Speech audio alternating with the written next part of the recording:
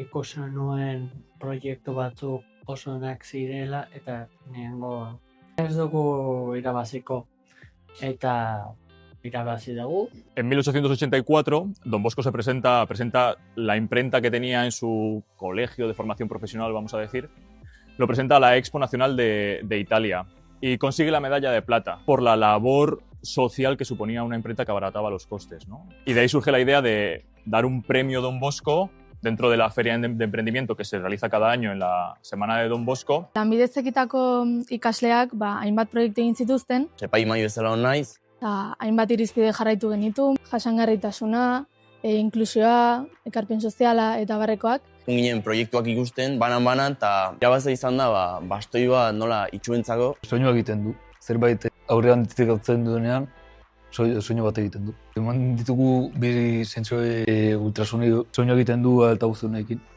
Eta hemen beko aldean daukagu inundazio detekto. Txarku bat edo zapatzen badu, beste soinu bat egingo du. Eta hauek bi dira distantzia detektatzeko.